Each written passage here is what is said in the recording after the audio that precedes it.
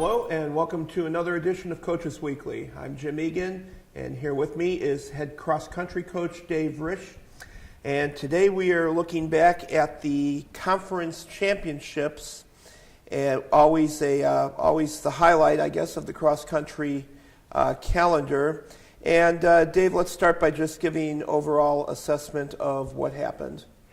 Well, I thought it was a pretty good day for both our women and our men. We can start with the women's side. Danielle McCormick ran a really good race to earn all conference for her second year in a row. She finished 14th, so we were really happy with that.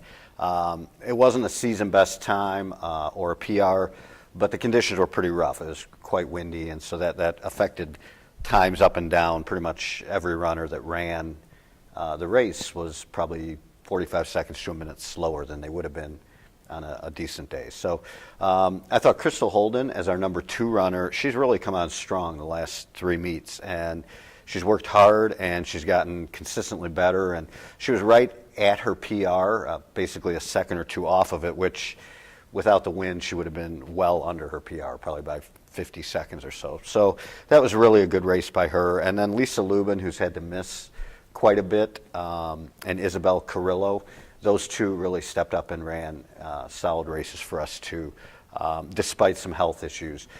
Lisa's missed with an ankle injury, so she missed about a month of training, and this was her first race back, and she, the ankle was causing some issues, but she really gutted it out.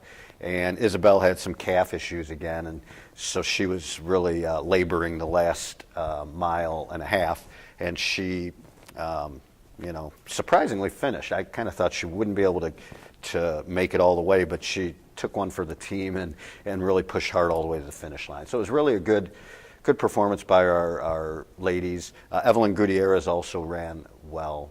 And then we had, I think, 3 PRs for the day as well. So overall, a good day for the women. For the men, they finished in 7th place as a team.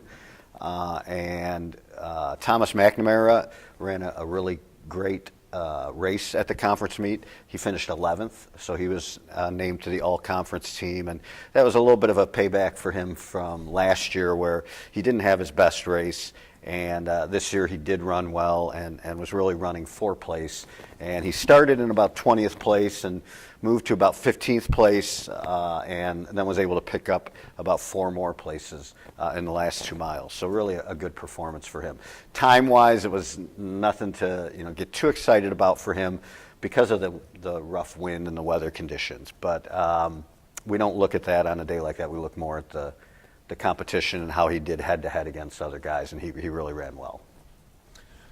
It's an interesting contrast between your 2 all-conference runners, I thought. Now, Danielle, she won all-conference last year. She is, let's say, she's been in this position before. She knows what it takes to, to earn that honor.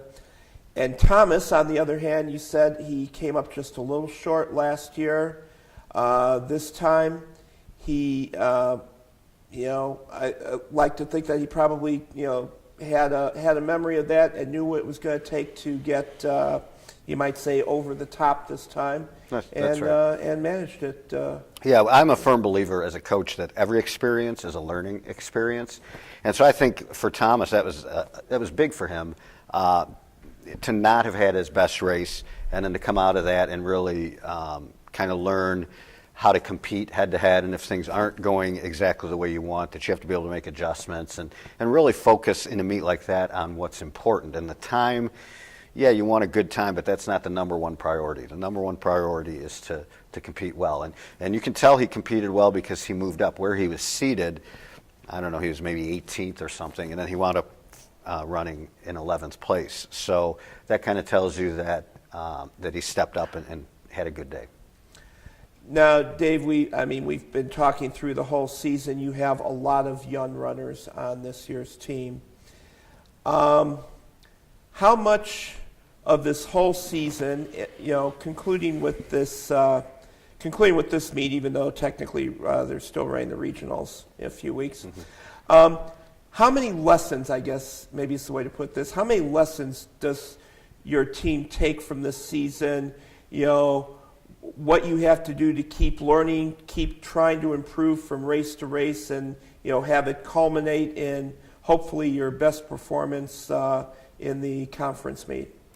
Yeah, something I would say is that running imitates life. I think life is all about having experiences and growing from them and just getting better with each experience you have. Success doesn't always come on the first try. Sometimes it doesn't come on the 10th try. But you learn a lot from sometimes situations that aren't very good, and where you might feel that you failed, you can come out a lot stronger from those situations. So on our freshman side, they would say it was not a perfect season, but that they did grow a lot and they did learn a lot. And so that was big for them. And, on the men's side, we talked a lot about the women before, and I would be remiss if I didn't mention some of the guys that really have stepped up. Anthony Zepeda has gotten a lot better each meet and has really become a force for us. He moved into the fifth position for us. And Anthony Guerrero has had an ankle injury, and so he was really hurting. And so Anthony Zepeda really stepped up and kind of covered that spot a little bit. So that was huge for him, and he had a PR and just ran a great race. And he looks like his confidence, if you would watch week to week, you can just see his confidence grow and his knowledge of the right pace and how he can push himself and challenge himself. That's grown a lot with him. And I should also say another freshman from Little Rock area, from Bryant, Arkansas. Enrique Ramos has run great for us this season. He's had some ups and downs, but he came on strong the last 2 weeks when it really counted. And so, I'm proud of him and his progress. And he was right behind Ryan this week, which usually there's a pretty big gap there. So, that was a gutsy performance for him. And he complained about the cold because they don't have that kind of cold in Little Rock this time of year, but he stepped up and really battled and competed well. One of the words you had given to me about Enrique's performance from Saturday was confident, and it's nice to see the young runners, by the end of the season, you can tell just by looking at them, watching them, they have that confidence. They've grown since the beginning of the season. Most definitely. I mean, we do a lot of core work with them in the weight room and a lot of stability work. And I think those things help you look more confident when you run because they're designed to help improve your form and allow you to run more straight up and balanced. And so I think it's a focus on that has really helped us with injuries. We've had many less injuries this year, but also just the way the runners are running confidently and strongly, especially the second half of the race. I think that's been a big part of it. All right. We'll talk again in a few weeks after the regionals, and wish you good luck in preparations for that. Thanks. Go Cougars. For head coach Dave Risch, I'm Jim Egan. Thank you for watching Coaches Weekly.